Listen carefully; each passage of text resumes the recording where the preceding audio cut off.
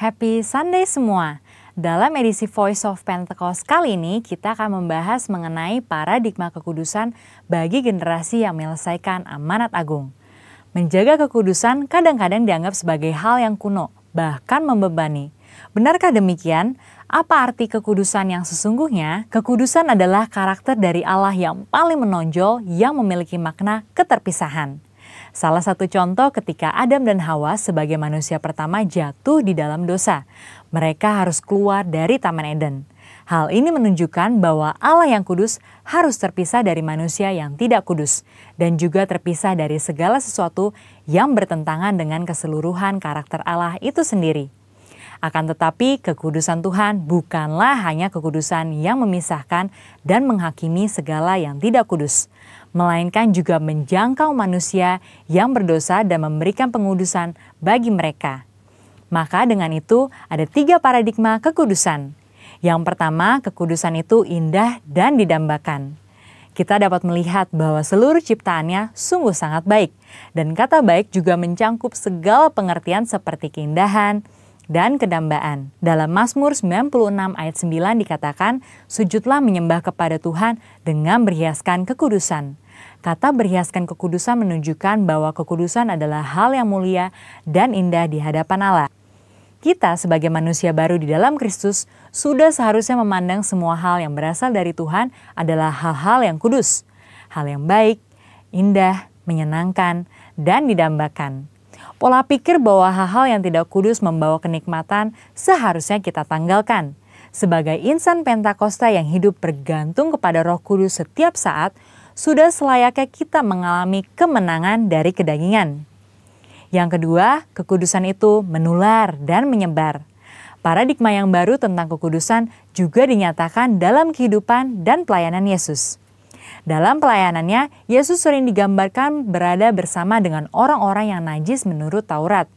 Dalam Lukas 5 ayat 12-14 dikisahkan bagaimana Yesus berjumpa dengan seorang yang penuh kusta. Orang tersebut meminta kepada Yesus untuk menahirkannya, yang kemudian diresponi oleh Yesus dengan menjamahnya dan berkata, "Jadilah engkau tahir." Dan Alkitab mencatat bahwa orang tersebut menjadi tahir. Ketika Yesus menjamah orang yang sakit kusta yang najis menurut Taurat, Yesus tidaklah menjadi najis. Namun sebaliknya, kekudusan Yesus terimpartasi kepada orang yang sakit kusta itu dan mentahirkannya. Hal ini selayaknya memberikan paradigma baru dalam kita memandang kekudusan, yaitu kekudusan itu menular dan menyebar. Yang ketiga, kekudusan menjangkau banyak orang. Dengan pengurapan Roh Kudus, maka sudah seharusnya kita menjangkau orang lain dan menularkan kekudusan tersebut. Kekudusan bukan lagi hanya sekedar yang penting saya sendiri yang kudus. Dalam Imamat 19 ayat 2, pertama-tama Tuhan berkata, "Kuduslah kamu sebab aku Tuhan Allahmu kudus." Setelah itu mulai dari ayat 3 dan seterusnya, Tuhan memberikan serangkaian perintah kepada umat Israel untuk melakukan perintah seperti menghormati ayah dan ibu ataupun bertindak jujur. Hal-hal yang diminta Tuhan ini menunjukkan bahwa kekudusan bukan berdampak hanya untuk diri sendiri, tetapi juga berdampak secara horizontal, yaitu kekudusan menjangkau banyak orang. Terkait hal ini, gereja kita yang ada di Bandung memiliki kisah yang unik dalam perjalanan sejarahnya. Pada waktu itu tahun 1992, tidak ada lagi gedung pertemuan umum yang bersedia untuk menyewakan tempatnya secara permanen. Namun tiba-tiba ada satu tempat yang bersedia menyewakan tempatnya untuk ibadah dan dikontrak untuk waktu yang cukup lama.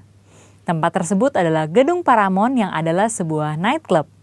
Pada saat itu gembala sidang kita dihadapkan dengan keputusan yang sulit. Beliau pun teringat bahwa pada waktu sebelumnya dalam KKR di Batam, hal serupa juga terjadi. Pada waktu itu tidak ada tempat untuk melaksanakan KKR kecuali sebuah tempat karaoke. Akhirnya KKR tetap dilaksanakan di tempat karaoke tersebut disertai lawatan Tuhan yang luar biasa. Karena hadirat Tuhan tidak dibatasi oleh tempat atau apapun juga. Pada akhirnya gembala sidang kita menyetujui penggunaan Gedung Paramount untuk menjadi tempat ibadah minggu. Meskipun tempatnya aneh menurut manusia, tetapi hadirat Tuhan memenuhi tiap ruangan ibadah dan lawatannya pun terjadi setiap minggu. Banyak orang bertobat dan jiwa-jiwa bertambah hari demi hari. Wow! Kesimpulannya, Tuhan sedang memanggil kita untuk hidup dalam kekudusan guna menyelesaikan amanat agung. Dalam Wahyu 22 ayat 11 dikatakan, barang siapa yang berbuat jahat, biarlah ia terus berbuat jahat. Barang siapa yang kudus, biarlah ia terus menguduskan dirinya. Mari kita terus mengerjakan dan menjalani kehidupan kita, bergerak dan menularkan kekudusan kemanapun kita pergi untuk menuai banyak jiwa. Tuhan Yesus memberkati.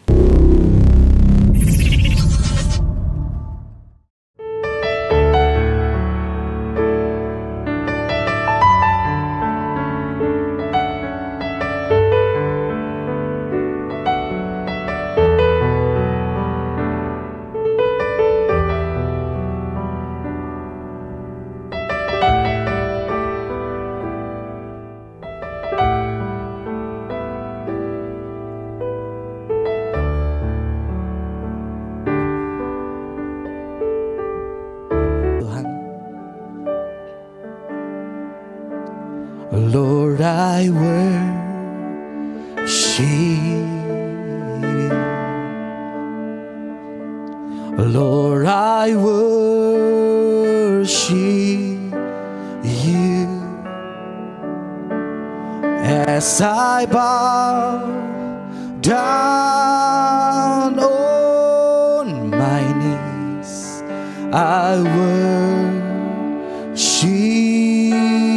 you. Lord, I worship.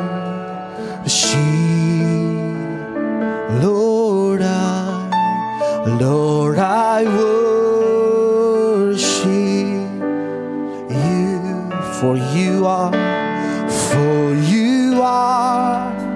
my everything. I worship.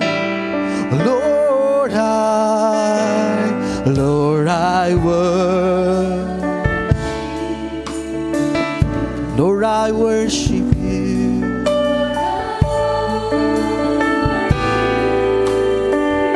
As I bow down,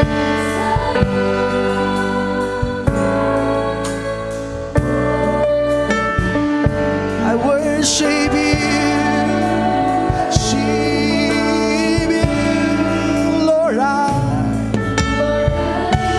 Yes, Lord, I worship you forever. Worship you, for you are my everything. I worship. Lebih lagi, Bapak Ibu Saudara, katakan, Lord.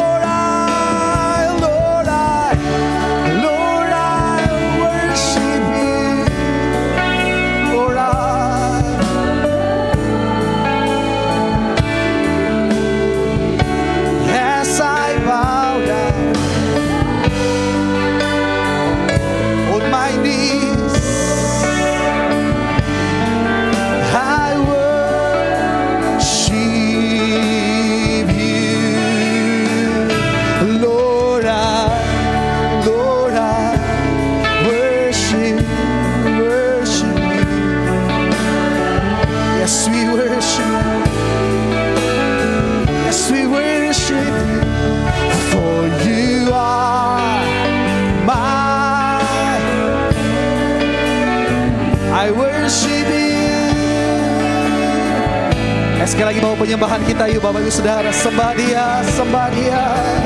Huria lalabaya nanarabaya lalabaya lalabaya lalabaya. Huria lalabaya lalabaya lalabaya. Worship, worship. Huria lalabaya lalabaya lalabaya lalabaya. Huria lalabaya lalabaya.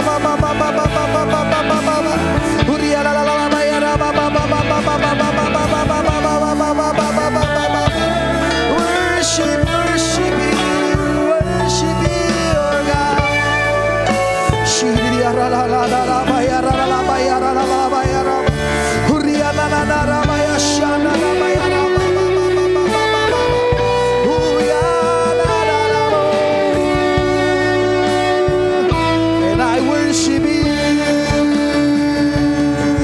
kita bangkit berdiri bersama-sama, kita katakan, Lord I worship,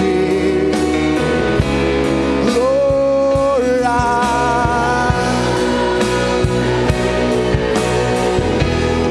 as I bow down on my knees, I worship you, Jesus. Lord I worship you.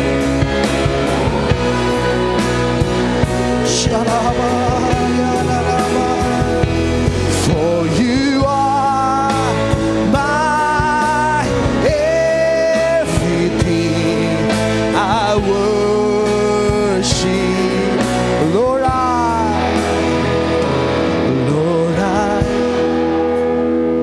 Saya mengundang Ibu Gembala. Lord I worship you, God.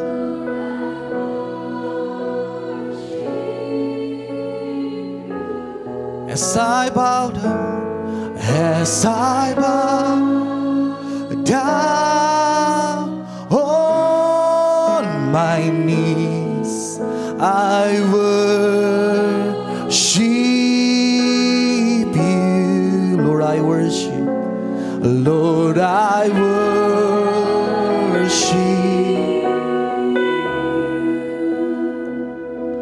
Lord I worship.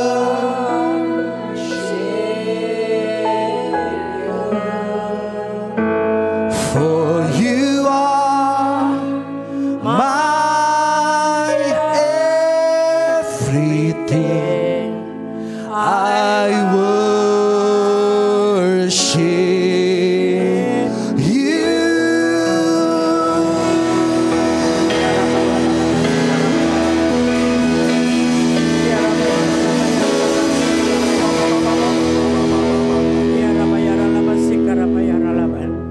Kiranya Tuhan berkenan atas pujian penyembahan kami untuk menyenangkan hati-Mu ya Bapa, dan Engkau turunkan blessing berkat-Mu bagi setiap kami. Pemulihan terjadi, jamahan-jamahan Tuhan terjadi. Semua berkat-berkat yang Tuhan janjikan turun atas setiap anak-anak-Nya. Terima kasih Tuhan untuk hari ini. Dan kami siap diberkati, dituntun Tuhan sekali lagi. Di dalam nama Tuhan Yesus Kristus kami siap diberkati Tuhan. Yang siap katakan bersama-sama, amin. Sorak-sorai katakan, haleluya, haleluya. Allah dahsyat, amin. Silakan duduk kembali, shalom. Ya, selamat memasuki bulan Maret ya, cepat sekali sudah bulan ketiga. Apa yang kita sudah lakukan di 2024 ini? Apakah kita sudah mengikuti apa yang Tuhan tuntun untuk 2024? Yaitu apa temanya? Menjadi murid.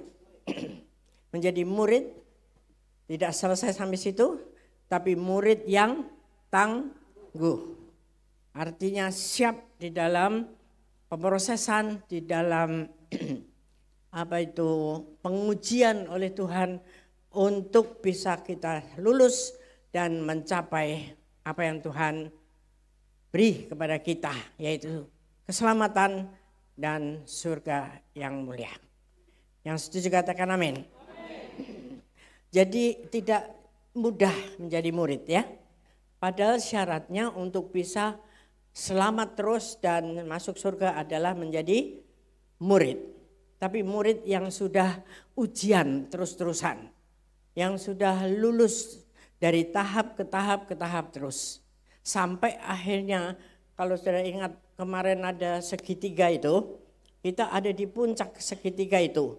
Jadi murid yang terpilih, yang paling bawah adalah murid penggembira. Artinya di mana saja ada ibadah-ibadah yang seru, ada di situ. Ya. Terus kalau sudah bosen, kurang suka, pindah lagi ke tempat yang lebih bagus, lebih enak, lebih nyaman secara fisik. Tetapi secara roh apakah berubah, berakar atau tidak? Itu yang menjadi tujuan daripada pengarahan gembala pembina kita Pak Niko adalah kita menjadi murid yang berakar ke bawah dan bertumbuh ke atas lalu mengeluarkan buah. Dan buah itu manis. Tidak sembarang buah. Siapa mau berbuah? Haleluya. Mari kita masuk di dalam penampihan Tuhan. Hari-hari ini tuh hari-hari penampihan. Kita sampai kepada puncak segitiga itu, yaitu orang-orang yang dipilih oleh Tuhan. Ya, menjadi sisa-sisa umat Israel. Bahasa kerennya. Ya, mari kita lihat ada yang saya kirim tadi, bisa ditampilkan sisa umat. Yang disebut sisa umat atau remnant. Kita baca ayatnya di Yesaya 4 ayat 2 sampai 4 bersama-sama. Untuk ayat yang pertama ini. 1, 2, 3. Pada waktu itu tunas yang ditumbuhkan Tuhan akan menjadi kepermaian dan kemuliaan, dan hasil tanah menjadi kebanggaan dan kehormatan bagi orang-orang Israel yang terluput dan orang yang tertinggal di Sion, dan yang akan disebut kudus, yakni setiap orang yang di Yerusalem yang tercatat untuk beroleh hidup apabila Tuhan telah membersihkan kekotoran putri Sion dan menghapuskan segala noda darah Yerusalem dari tengah-tengahnya dengan roh yang mengadili dan membakar. Roh yang mengadili dan membakar. Kita adalah Israel rohani yang sedang terus diproses Tuhan, diperas untuk kita dimasukkan sampai menjadi sisa-sisa Sion. Artinya sisa-sisa umat Israel yang akan terpilih masuk di dalam kemuliaan Tuhan, di dalam keselamatan yang Tuhan sediakan. Jadi tidak ada sekali selamat terus selamat, saudara. Tapi melewati usaha kita, berusaha sungguh-sungguh untuk kita tetap hidup di dalam kekudusan dan dibersihkan oleh Tuhan. Ya, segala noda-noda Yerusalem melalui roh yang membakar. Jadi sangat sedikit. Kalau lihat segitiga itu sangat sedikit. Apakah segitiganya masih bisa ditampilkan sekali lagi? Yang bulan lalu. Jadi saudara, biarlah kita masuk di dalam, ya bisa lebih besar ya. Yang gereja aja, yang gereja. Ini penonton, peserta. Nah ini murid ya. Kalau kita murid Kristus, hubungan manusia dengan Kristus, yang paling banyak itu adalah pengagum Kristus. Pengagum, saudara. Jadi kalau disamakan dengan di dunia, di dalam perlombaan-perlombaan itu penonton. Jadi pengagum Kristus itu artinya, oh ya loh, Yesus itu luar biasa.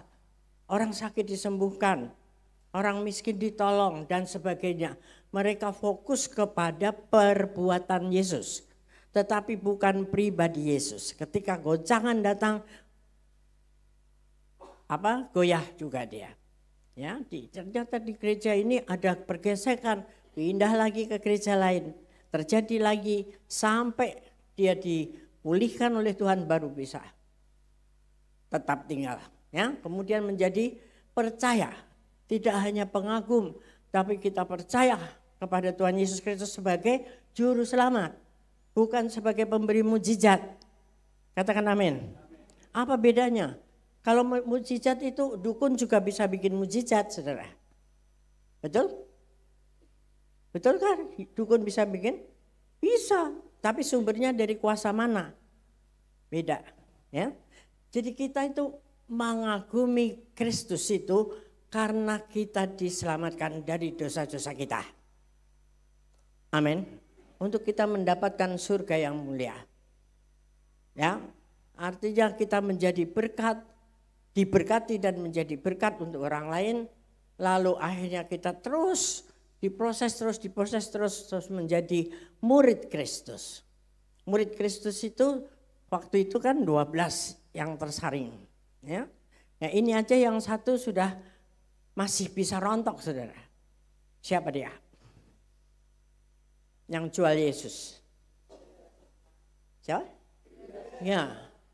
Nah itu yang apa? Mata duitan. Fokusnya kepada uang.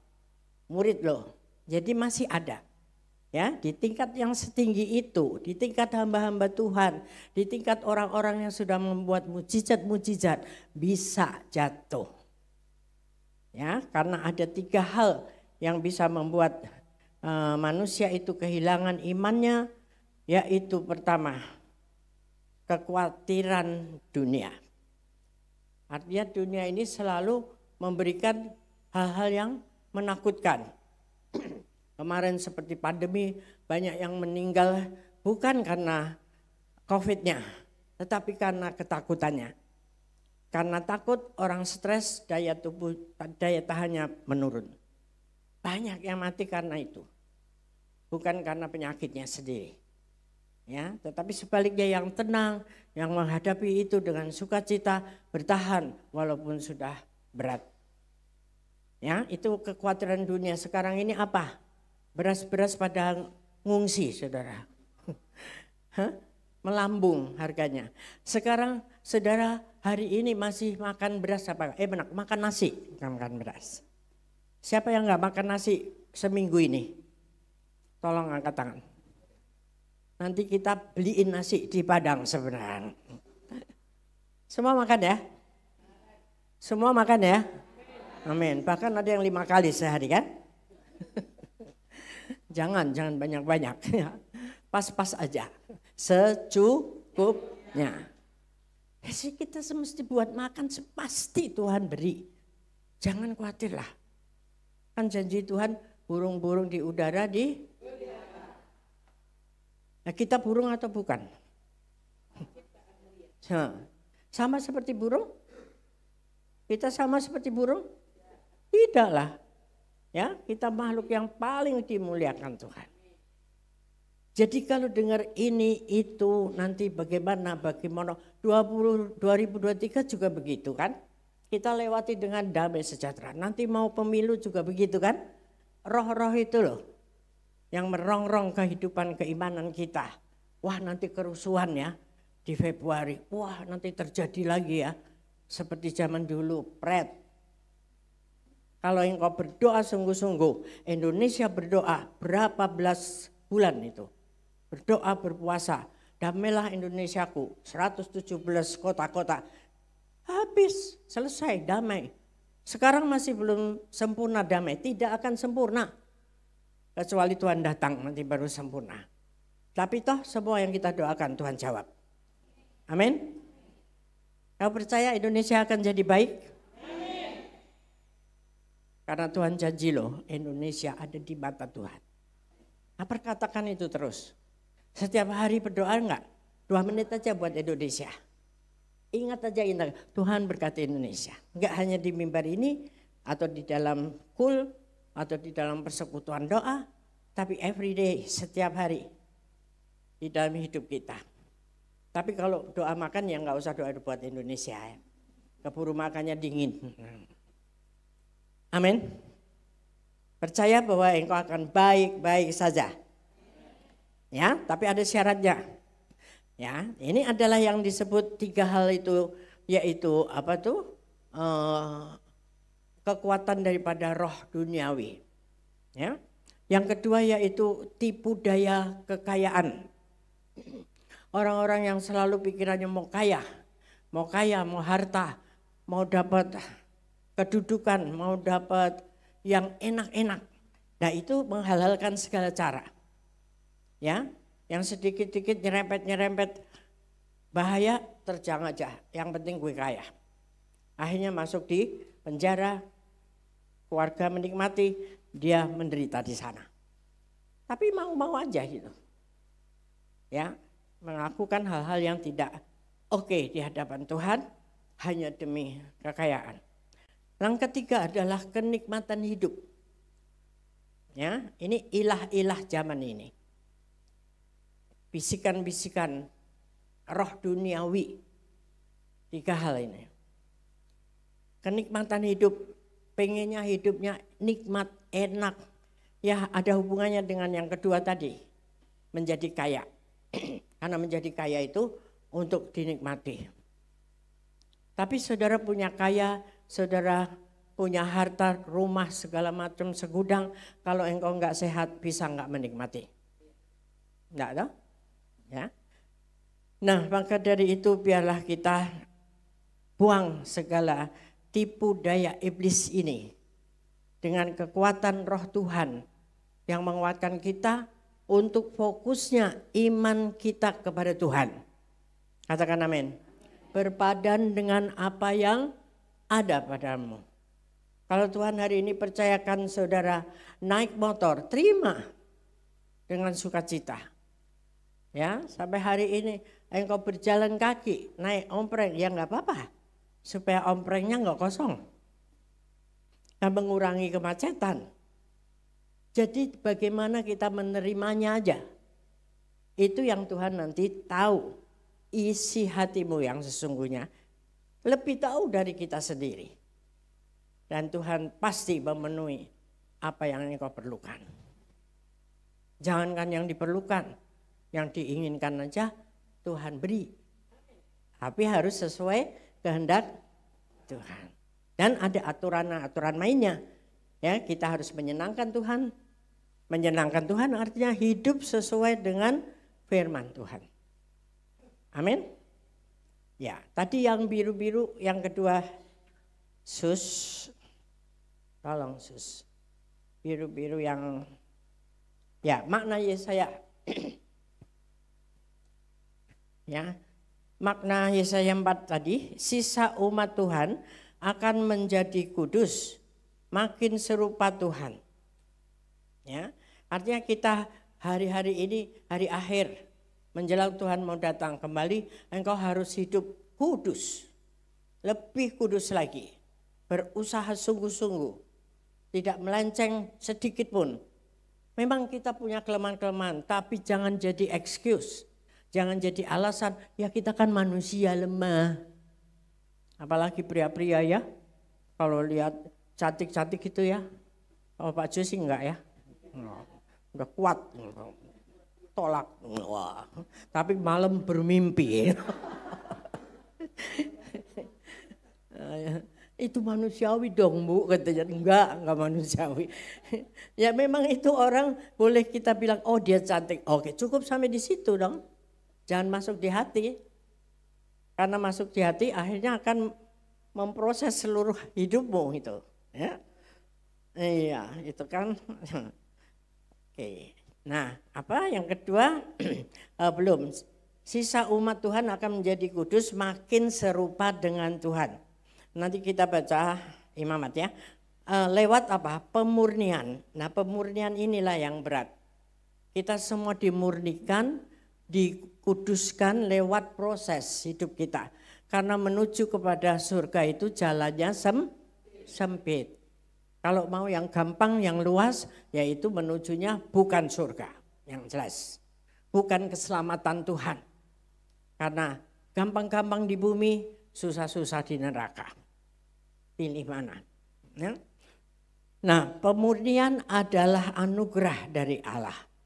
Jadi kalau kita diproses, kita diuji, ya dibentuk lewat orang-orang yang paling dekat dengan kita, itu yang membentuk kita. Jadi kalau ada pemurnian seperti itu tuh ucapkan syukur. Karena itu anugerah Tuhan. Kenapa bisa bilang seperti itu? Kalau saudara enggak diproses, engkau tidak tahu bahwa engkau salah. Amin. Ya, jadi kalau ada orang yang bergesekan, kamu ini salah, kamu ini begini, kamu ini begini. Terima itu, cocokin dengan kehidupan sesuai dengan Alkitab atau tidak. Kalau memang cocok ya puji Tuhan, itu artinya teguran untuk membuat kita makin baik, makin kudus, makin menyenangkan Tuhan. Sehingga Tuhan turunkan berkat-berkat jasmani rohani. Ya. Lalu apalagi? Karena itu dikatakan yang diselamatkan Tuhan adalah sisa-sisa Israel. Tolong dibaca itu Yeremia 31 ayat 7. Dibuka. Yeremia 31 ayat 7. Sebab beginilah firman Tuhan, bersorak-sorailah bagi Yakub dengan sukacita, bersukarialah tentang pemimpin bangsa-bangsa. Kabarkanlah, pujilah dan katakanlah, Tuhan telah menyelamatkan umatnya, yakni sisa-sisa Israel. Jadi yang paling sisa yang sudah diperes habis-habisan, kayak kelapa itu kalau diparut, diperes sampai habis, sampai nggak keluar lagi. Itu sisanya, itulah kita yang akan diselamatkan Tuhan. Sangat sedikit, saudara, sangat sedikit. Jadi makanya ketika kita diproses jangan berontak. Kalau berontak kita gagal, kembali ke nol. Kayak di pom bensin, dari nol ya Bu. Kita dari Pondok Gede bukan dari nol. Ya. Amin. Oleh karena itu ya, kita supaya kuat di dalam pemrosesan pemurnian dari Tuhan itu ya. Mari kita lihat Maleakhi 3 ayat 1 sampai 4.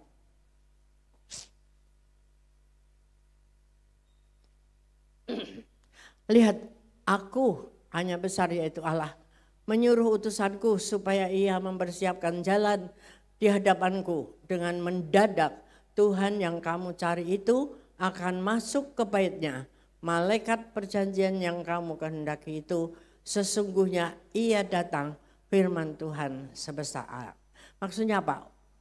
Itu dulu ya. Jadi Tuhan memberikan utusannya, malaikatnya masuk ke dalam baitnya. Untuk apa? Untuk memurnikan. Ya, untuk membuat orang itu diproses supaya dia ngeh bahwa dia ada kesalahan. Nah, itu yang tadi kita bilang itu anugerah. Dan itu bisa terjadi hari-hari ini mendadak. Terusnya ayat berikutnya. Siapakah yang dapat tahan akan hari kedatangannya? Dan siapakah yang dapat tetap berdiri apabila ia menampakkan diri, Allah itu ya. Sebab ia seperti api tukang pemurni logam dan seperti sabun tukang pedatu. Terus ia akan duduk seperti orang yang memurnikan dan mentahirkan perak, dan ia mentahirkan orang Lewi, menyucikan mereka seperti emas dan perak dan seperti perak, supaya mereka menjadi orang-orang yang mempersembahkan korban yang benar kepada Tuhan. 4, bersama-sama, maka persembahan Yehuda dan Yerusalem akan menyenangkan hati Tuhan seperti pada hari-hari dahulu kala dan seperti tahun-tahun yang sudah-sudah. Jadi ketika korban itu dimurnikan, ya, semua yang diperuntukkan keatasnamaan Tuhan Yesus, murni atau tidak hari-hari ini. Hati-hati ya, apa yang saudara lakukan katanya untuk Tuhan, benar enggak? Atau untuk kemuliaan nama kita? Engkau mau melayani atau menolong orang lain, ada udang di balik batu, atau karena memang mengasihi, ya, atau memang ingat Tuhan melakukan itu, jadi kita harus melakukan itu juga. Peduli terhadap orang-orang yang miskin. Itu perintah Tuhan bukan? Halo? Ya. Ya. Jadi kita harus terus menyalakan api kita. Bulan yang lalu ya juga disampaikan api apa saja itu. Kembali kita baca di pemurnian api Imamat 6 ayat 12-13. Imamat 6 ayat 12-13. Api yang di atas mezbah itu harus dijaga supaya terus menyala, jangan dibiarkan padam. Tiap-tiap pagi imam harus menaruh kayu di atas mezbah, mengatur korban bakaran di atasnya, dan membakar segala lemak korban keselamatan di sana. Harus dijaga supaya api tetap menyala di atas mezbah, janganlah dibiarkan padam. Kembali ke 12. Ya, jadi siapa yang harus menyalakan api mezbah, saudara? Imam. Imam itu bukan hanya berarti nabi, pemimpin rohani. Tetapi imam di dalam rumah tangga siapa? Kemarin Pak siapa ya bicara tentang ini tuh? Imam di dalam rumah tangga, kepala keluarga. Kalau suaminya sudah nggak ada, berarti si ibu menggantikan. Ya, bertanggung jawab atas nyala api mezbah itu. Yaitu apa? Api pujian, penyembahan, doa kita. Yang pertama. Yang kedua ada api kasih. Kasih mula-mula. Saling mengasihi. Tidak ada yang benci, membenci, dendam, mendendam di dalam sebuah rumah tangga inti. Lalu kasih apa lagi? Api apa lagi? Roh Kudus. 3 api ini tidak boleh padam. Terus menyala. Nah, kemarin ada kesaksian termasuk Pak Niko juga, dia dapat mimpi ada lalat yang banyak sekali, saudara. Ada ini sudah diusir-usir datang lagi. Lalu ceritanya diteliti ya, kenapa ini muncul mimpi tentang lalat. Lalu ada orang lain lagi yang sedang menikmati bakar-bakaran, sate atau ikan, ya mereka datang untuk makan, di situ juga lalatnya sangat banyak. Lalu dia bilang, "Bang, ini kenapa lalat banyak sekali? Masa kita mau makan lalat?" gitu kan? Saudara suka lalat gak? Ada yang suka goreng lalat gitu? Bikin peyek, Bu Martina? Jijik ya? Kita kalau sama lalat jijik kah? Diapain kalau dia deket? Teplok ya, diteplok. Kalau di resto dipakein apa, saudara? Lilin. Kenapa lilin? Karena lilin itu api. Ya. Jadi ternyata lalat itu takut sama api. Nah, diteliti lagi ternyata lalat itu adalah simbol daripada apa namanya? Santet. Roh santet, saudara. Roh gelap. Ya. Menjijikkan toh? Menjijikkan. Tapi ketika ada api tidak bisa. Dia takut. Nah itu sebabnya kalau saudara tidak mau kena santet, engkau harus apimu menyala-nyala. Amin. Tanda-tandanya jelas kalau orang itu api Roh Kudus yang menyala-nyala. Apa? Ada semangat. Ya, tidak ada orang yang bergairah melakukan sesuatu tapi apinya padam. Enggak. Kalau ada api Roh Kudus di dalam hidup kita, engkau menyala-nyala. Ya dong, roh apapun tidak bisa mendekat, tidak bisa mengganggu. Seperti ada selimut yang mengelilingi orang itu. Apapun yang akan mengganggu tidak bisa. Ditolak oleh lapisan di sekeliling orang ini. Itu banyak kesaksian-kesaksian penglihatan seperti itu. Orang yang penuh dengan Roh Kudus tidak bisa diganggu kuasa dukun apapun. Ya, makanya terus nyalakan api, saudara. Sehingga apapun tidak bisa mempengaruhi kita, termasuk ilah-ilah zaman ini. Tipu daya iblis tadi itu. Ya, diiming-iming, ayo ikut aku saja.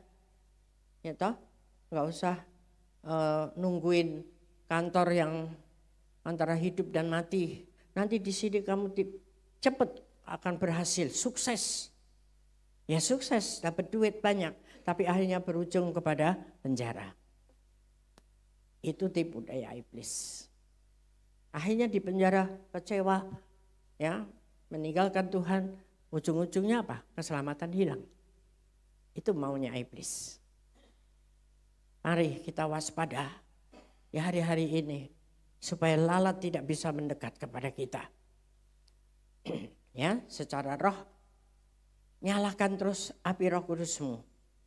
Ya, tidak gampang kita sedikit-sedikit terus padam gitu, ya.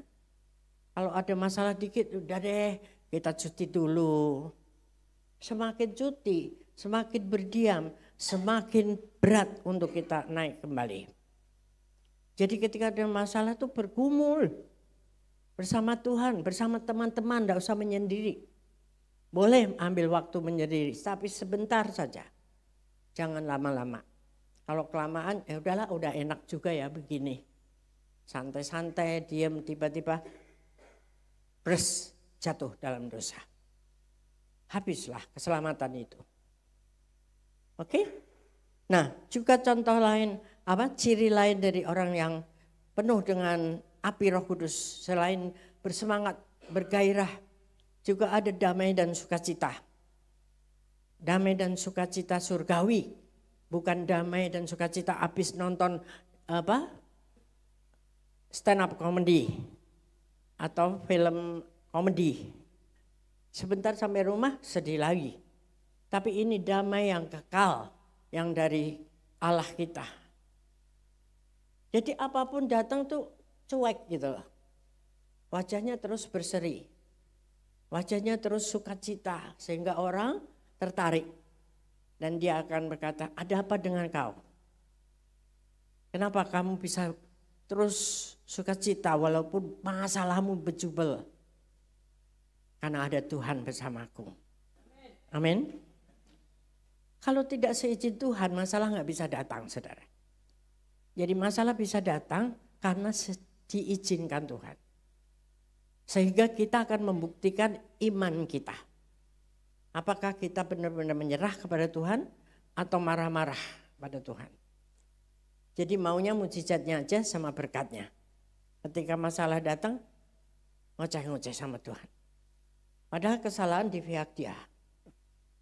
Meninggalkan Tuhan atau menerima aja tawaran-tawaran duniawi tadi itu. Dengan tanpa berpikir panjang. Jalan pintas. Ambil aja. Ya. Nah, itulah yang kita harus perhatikan supaya api kita tetap menyala dan imam di dalam rumah masing-masing. Ini masyarakat yang terkecil adalah rumah tangga kita. Kalau imam itu kokoh kuat, istri, anak-anak pasti kokoh kuat. Kenapa banyak anak-anak main bully-bulian di luar? Pasti di rumah tidak tertangani dengan baik. Hampir pasti 100%. Tidak ada kasih di rumahnya. Mungkin suami dan istri perang terus. Jadi perang tuh nggak perlu di Ukraina. Ya toh? Di RT RW kita, di rumah tangga kita, balik kepada Tuhan. Imam menjadi imam yang baik. Ya, mendirikan mezbah di rumah tangganya. Memberi contoh, memberi waktu kepada keluarganya. Sehingga anak ini bisa ngadu apa yang dihadapi setiap harinya. Karena yang tidak tersalurkan, dia akan tersalurkan di luar. Di antara teman-temannya, kenapa dia bisa membuli sampai membunuh teman-temannya. Karena apa yang di dalam ini gelora, gejolak hatinya tidak tertabung. Tidak tersalurkan di rumah. Sehingga biasanya justru anak orang-orang kaya yang menjadi korban seperti itu. Ya, mari kembali ke rumah kita masing-masing, imam kembali berfungsi. Ada kasih mula-mula, saling mengasihi, hubungan keluarga ini harus terjalin dengan baik. Tidak ada bohong membohongi, ya. Semua terbuka, semua menyampaikan isi hatinya. Dan kalau menyampaikan isi hatinya diterima, dikasih jalan keluar. Ya, jangan langsung diomelin, ditempelengin. Ya. Nah itu bukan imam yang baik. Bukan Roh Kudus yang ada di dalam, tetapi Roh Kudus, ya. Roh iblis yang menghancurkan. Nah, marilah kita taat melakukan semuanya yang Tuhan mau. Ya, hati kita pasti damai dan sejahtera. Dan hari-hari kemarin awal tahun ini visinya adalah pintu-pintu dibukakan. Ayin dalet.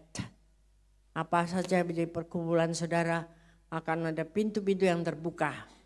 Untuk pekerjaan, untuk usaha, untuk sekolah, anak-anak, untuk perjodohan. Amin, idenya kenceng aminnya. Ida mau cari pintu perjodohan. Haleluya. Kalau Tuhan berkehendak, kenapa tidak ya? Inang nanti kiri dong. Enggak ya. Semua. Ya anak-anak, puji Tuhan, anak-anak. Betul, anak-anak ya. Kita mintakan yang terbaik dari Tuhan. Jangan asal-asal punya duit aja. Nah mari kita untuk supaya pintu itu terbuka, kita harus taat kepada Tuhan. Ya sama seperti waktu bangsa Israel itu keluar dari Mesir, banyak tidak taatnya. Sehingga menjadi 40 tahun namanya. Ya, tapi ada ketaatan-ketaatan mereka itu yang kita belajar. Antara lain di tengah padang pasir, padang gurun itu. Panas kalau siang, terlalu panas. Kalau malam terlalu dingin. Dan mereka berkemah lalu menunggu tuntunan Tuhan. Kapan harus cabut pindah kemah itu. Yaitu mereka diberikan tiang awan dan tiang api. Siang hari itu ada tiang awan yang menudungi mereka. Karena panasnya enggak ketulungan saudara. Siapa mau bisa memberikan AC seperti itu untuk jutaan orang. Tapi tiang awan Tuhan bisa meneduhkan mereka. Ya, lalu malam ada tiang api, kecuali menerangi juga menghangatkan. Nah puji Tuhan mereka taat. Kapan dikatakan ayo berangkat, ini ada tiang awan sudah berjalan. Ini harus bongkar. Itu tenda saudara. Tenda gede-gede ya. Bongkar pasang. Ya. Ketika awan sudah mulai berjalan, dia harus jalan. Kalau enggak ya enggak tahan dengan panasnya itu. Engkau akan mati. Ketinggalan di situ ya mati. Tidak ada mana yang diturunkan. Karena semua datangnya dari Tuhan langsung. Ya, lalu awan itu kalau berhenti langsung berhenti, pasang kemah. Mungkin baru 2 hari jalan lagi awannya. Ya harus turun gitu. Itulah proses yang tidak gampang. Tapi dengan mengikuti tuntunan itu, mereka akhirnya masuk ke tanah perjanjian. Dan terakhir Tuhan bilang kan, ada Laut Merah. Kau harus pecahkan itu. Hanya dengan apa? Tongkat. Masuk akal enggak sih? Laut yang segitu diketok sama tongkat. Yang aja jiprat cuman ke muka kita doang. Kalau pikirannya jalan, tidak akan nurut. Tetapi karena mereka tidak pakai pikirannya, tapi pakai pikiran Kristus. Sehingga ketika dilakukan itu, laut itu tersibak. Bisa jalan seperti darat. Banyak kan orang Israel ini. Nah, di sana Mesir dengar, wah lautnya terbelah, ikut dikejar. Ya. Tapi ketika bangsa Israel yang banyak itu sudah semuanya naik, bangsa ini Mesirnya ngejar, baru di tengah-tengah laut turun kembali airnya. Habis semua, binasa. Nah itulah pekerjaan Tuhan yang bisa terjadi ketika kita taat kepada Dia. Kita mau taat kepada Tuhan supaya kita mengalami yang dahsyat dari Tuhan. Ya, jangan pakai pikiran kita sendiri. Jangan pakai hitung-hitungan kita sendiri. Tapi ikuti apa yang Tuhan tuntunkan, dan tentu saja kita tidak diharapkan untuk pas banjir lalu lemparkan tongkat itu banjir hilang semua gitu. Ada yang pernah begitu? Itu artinya lagi stres. Hal itu terjadi untuk bangsa Israel saat itu. Tapi mujizat Tuhan masih terjadi sampai hari ini. Cuman caranya beda-beda. Itu khusus untuk di sana. Ya kan? Yosua pernah Tuhan suruh perang. Pasukannya cuman berapa? Yang dipilah-pilah tuh dari 10.000 sampai 300 ya. Tuh dia nggak usah perang saudara. Dia ada atas bukit. Begitu dia turun, yang di bawah ini musuh-musuhnya udah mati semua. perang sendiri antara musuh A dan musuh B. Jadi dia turun menjarah harta benda mereka. Tuhan yang perang. Itulah keadaan kita. Ketika kita tulus benar-benar berlindung di dalam kuasa-Nya. Musuh-musuh kita bentuk apapun, Tuhan yang merangin. Kita tinggal ngambilin jarahan-jarahannya. Siapa yang mau katakan amin? Wah, kalau jarahan mau sekali ya. Tapi bertahannya itu loh ya. Pemrosesan Tuhan itu jalannya sempit. Jalannya tidak gampang, banyak masalahnya. Jalani terus ya. Ikuti aja terus. Karena pasti nanti selesai kok, ada waktunya ya. Nah, terus kan kita jangan menganggap diri kita itu bijak. Pengkhotbah 7 ayat 16-17. Pengkhotbah 7.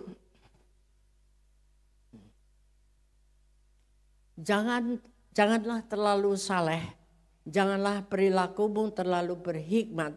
Mengapa engkau akan membinasakan dirimu sendiri? Terus, janganlah terlalu fasik, janganlah bodoh, mengapa engkau mati sebelum waktumu. Jadi dalam ketaatan tadi itu, jangan kita dipelintir-pelintir saudara. Katanya suruh taat sama Tuhan. Ya udah, aku taat. Kalau sakit pun enggak usah ke dokter. Nanti Tuhan sembuhkan. Halo, apakah Tuhan bicara di kuping ini bahwa kamu nggak usah ke dokter, aku sembuhkan. Nah itu baru boleh. Jadi jangan dipelintir, sok suci saudara. Balik ke 16 tadi, ya jangan terlalu saleh. Itu kadang-kadang kebalik-balik. Kalau kelakuannya orang-orang Kristen ini ya, berzina tetap jalan terus. Memuji Tuhan luar biasa. Ya, lalu memakai aturan-aturan yang dari dirinya sendiri. Misalnya kalau ke gereja nih, ya, pas kebetulan diajak ke gereja atau nginep atau tidak pakai pakaian yang keren gitu, itu sampai dibelain nggak ke gereja. Lebih baik nggak ke gereja, karena kurang layak.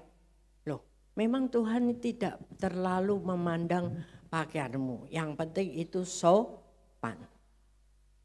Ya, cuman kebalikannya nanti ada yang pakai pakaian yang sangat kurang bahan. Saudara, untuk ke gereja. Jadi itu milah-milah sendiri gitu loh. Yang ini bayar.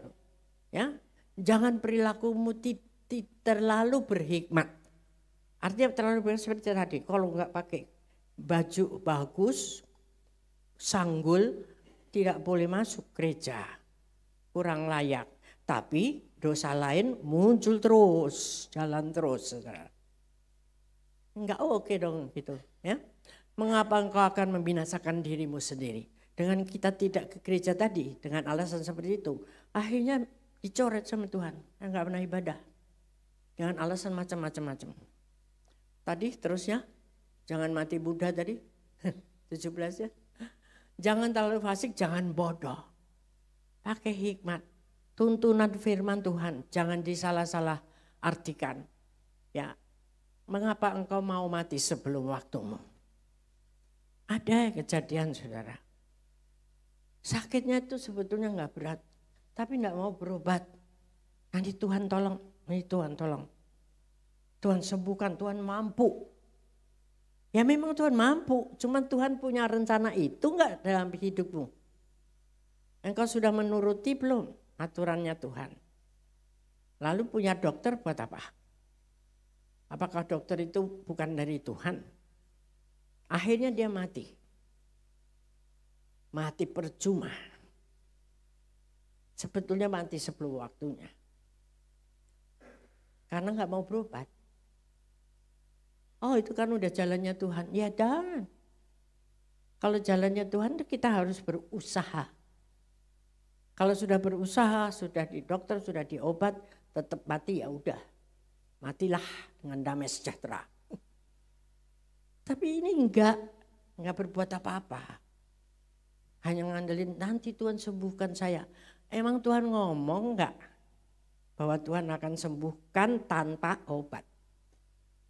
Ini yang penting. Jangan sok suci sendiri. Jangan pakai pikiran, pengertiannya sendiri. Yang itu kadang-kadang disetir oleh iblis-iblis. Amsal 3 ayat 7. Janganlah engkau menganggap dirimu sendiri bijak. Takutlah akan Tuhan dan jauhilah kejahatan. Cukup gampang. Tidak usah banyak pikiran macam-macam, saudara. Hanya apa? Takut akan Tuhan. Itu luas sekali, takut akan Tuhan. Jangan lakukan apa yang Tuhan tidak mau. Jauhi kejahatan. Beres toh. Susah apa gampang? Tergantung.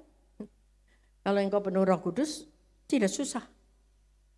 Karena segala sesuatu mendatangkan kebaikan buat kita. Ya, proses-proses Tuhan itu adalah kebaikan Tuhan. Kalau seorang anak sedang lulus SMA, belum bisa masuk ke perguruan tinggi, berdoa sudah sampai berdarah-darah, dan memang belum ada biayanya, ya sudah sementara kerjalah. Apakah dosa nggak nerusin sekolah? Jangan mengintimidasi orang tua, aku harus sekolah, cari pinjaman, kerjalah 24 jam sehari, supaya bisa nyekolahin aku lah. Itu menganggap dirinya sendiri bijak. Artinya oke itu cuman kalau sekolah nerusin. Siapa yang bilang? Ya, engkau ada waktunya, Tuhan nanti akan beri. Kalau sudah engkau selesai, sudah bekerja, mungkin uang ada bisa untuk biaya sekolah atau kerja sore atau kuliah malam. Banyak yang sukses seperti itu. Pagi kerja, malamnya kuliah. Ada di sini ada beberapa. Salah satu yang tadi ada Asyir di kita. Sukses sampai sarjana. Sampai kerja pun terus naik terus. Karena mengandalkan Tuhan. Tidak mengandalkan punya babe yang kaya. Lalu ayahnya sudah nggak ada misalnya. Apa? Menyalahkan Tuhan. Kenapa Tuhan ambil papaku?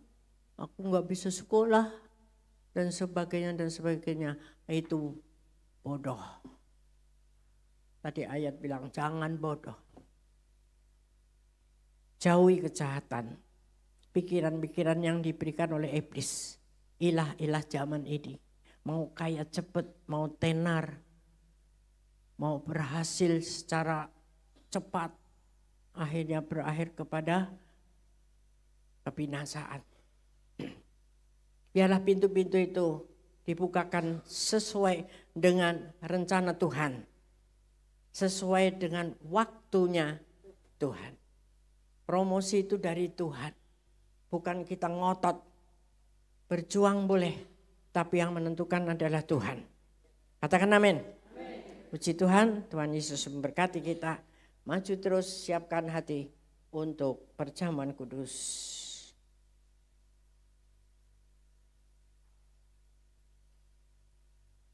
Biarlah Tuhan terus memberikan kita kekuatan. Nyalakan api yang penting. Kalau ada api yang menyala, tidak ada lalat. Itu aja pegang. Ya. Kita jauhi kejahatan, Tuhan tolong kita. Pintu-pintu dibukakan buat kita semua. Haleluya. Karena hidup kita ini menggenapi firman Tuhan. Katakan amin. Ya, jadikan hidupmu mujizat terjadi supaya orang lain melihat dan menjadi diberkati melalui hidup kita. Karena hidup kita penuh dengan mujizat. Ada yang pernah terima mujizat Tuhan? 2, 10, gak ada 10, 15. Yang lain belum. Engkau bernafas tanpa alat itu bukan mujizat Tuhan. Ngutang sama Tuhan loh. Coba ke rumah sakit dulu yang susah bernapas. Haleluya. Jadi siapa yang sudah pernah menikmati berkat Tuhan, mujizat Tuhan. Luar biasa. Ini diseretin dikit aja sama Tuhan. Udah bingung kita. Ya, yuk bangkit berdiri. Katakan hidupku. Hidupku menggenapi firman-Mu. Tanda mujizat sertai tiap langkahku. Kau bersamaku di dalamku, jadi bukti kebesaran-Mu. Hidupku menggenapi firman-Mu. Tanda mujizat sertai tiap langkahku. Kau bersamaku di dalamku, jadi bukti kebesaran-Mu. Tuhan, Engkau menilik setiap hati kami. Biarlah kami menjadi bukti mujizat-Mu Tuhan. Sehingga banyak orang boleh ikut Engkau melalui kehidupan kami.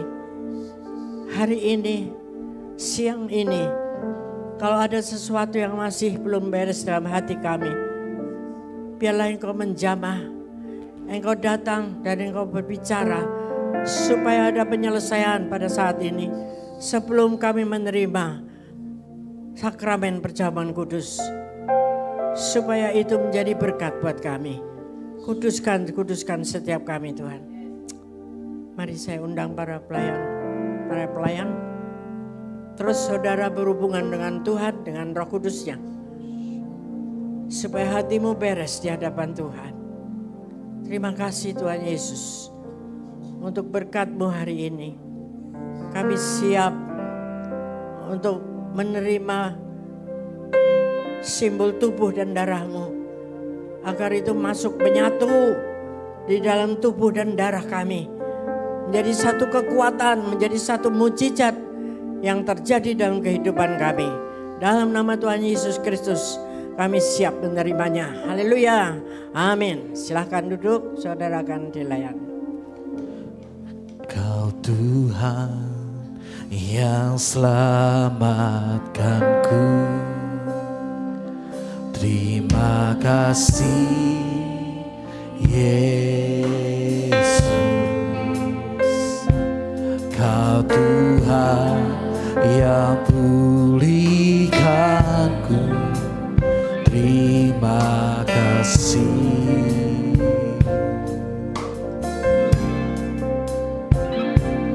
Kau Tuhan yang sembuhkanku.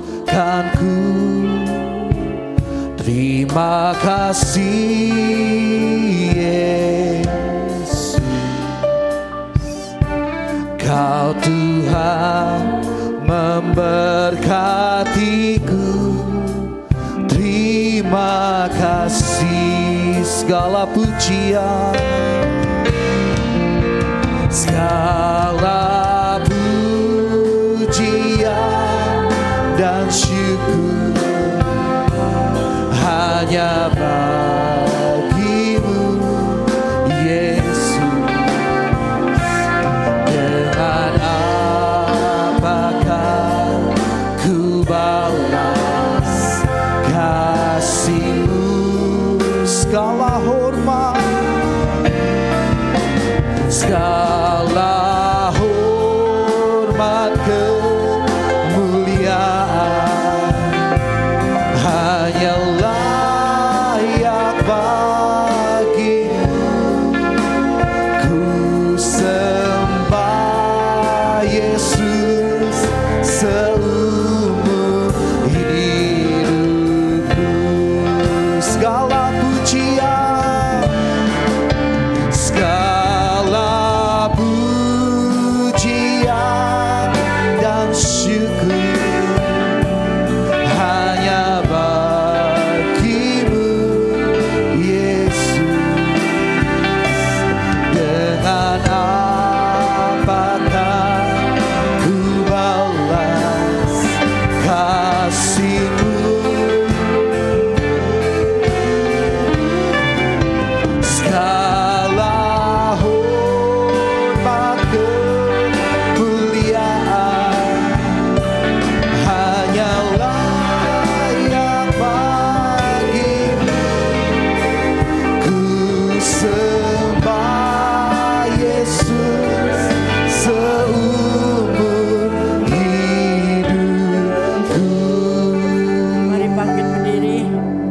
Apakah semua saudara sudah terima roti dan anggur? Kalau belum, boleh angkat tangan supaya bisa dilayani. Sudah semuanya? Mari kita angkat di tangan kanan kita roti ini. Sebab apa yang telah kuteruskan kepadamu, telah kuterima dari Tuhan, yaitu bahwa Tuhan Yesus pada malam waktu ia diserahkan mengambil roti, dan sesudah itu ia mengucap syukur atasnya, ia memecah-mecahkannya dan berkata, inilah tubuhku yang diserahkan bagi kamu. Perbuatlah ini menjadi peringatan akan aku. Saudara-saudara yang kasih Tuhan, bukankah roti yang kita pecah-pecahkan ini adalah persekutuan kita dengan tubuh Kristus? Mari kita makan dalam nama Yesus.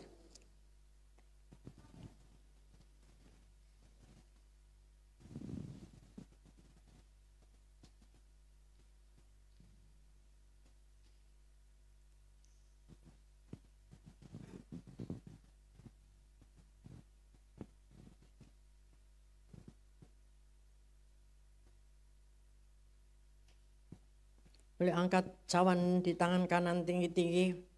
Demikian juga yang mengambil cawan sudah makan, lalu berkata, cawan ini adalah perjanjian baru yang dimeteraikan oleh darahku.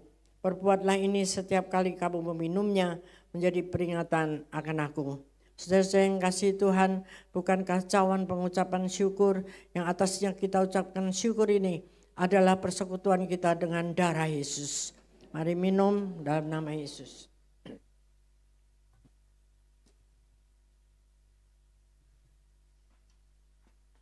Ucapkan syukur kepada Tuhan dengan kata-kata saudara. Terima kasih Tuhan Yesus. Yesus, Engkau baik ya Tuhan. Terima kasih Tuhan. Terima kasih. Terima kasih Tuhan. Terima kasih Yesus.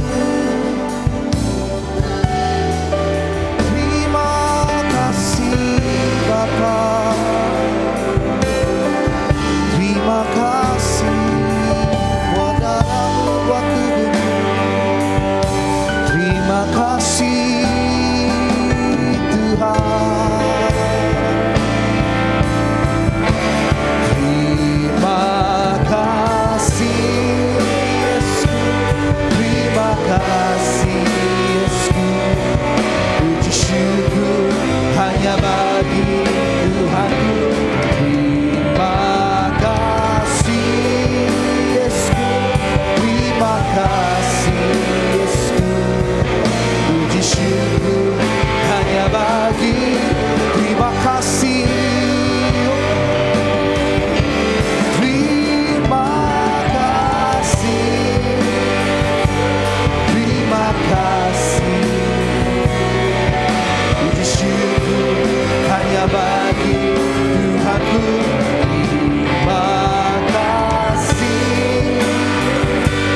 Terima kasih Yesus. Puji syukur hanya bagi Tuhanku. Puji syukur hanya bagi Tuhanku. Puji syukur hanya bagi Tuhanku.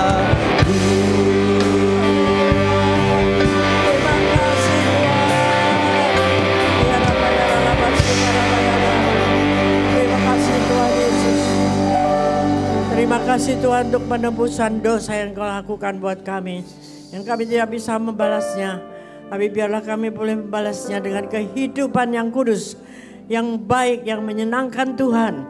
Terus menyalakan api Roh Kudus di dalam kehidupan kami, sehingga semua boleh dimenangkan di dalam nama Yesus. Segala sakit penyakit sudah disembuhkan dalam nama Yesus Kristus. Segala masalah-masalah pertengkaran, perselisihan dipulihkan oleh Yesus dalam nama Yesus. Segala berkat-berkat Tuhan diturunkan pada hari ini oleh kuasa darah Yesus. Haleluya. Terima kasih. Dan biarlah kami terus mengucap syukur kepada Tuhan. Dan katakan terima kasih Tuhan untuk hari ini. Haleluya. Terima kasih Tuhan untuk kasih setiamu yang yang ku ku alami dalam hidupku. Terima kasih Yesus untuk kebaikan-Mu sepanjang hidupku. Terima kasih Yesusku buat anugerah yang Kau beri saat hari ini. Tuhan adakan syukur bagimu setiap hari ini. Tuhan adakan syukur bagimu, syukur bagimu.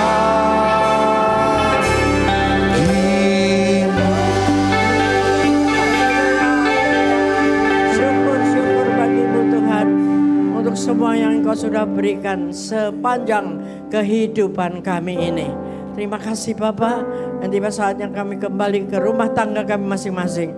Biarlah Engkau turunkan berkat khusus ya Tuhan bagi imam-imam dalam rumah tangga, bangkit menjadi terang, memulihkan kasih yang mula-mula, dan nama Tuhan dipermuliakan.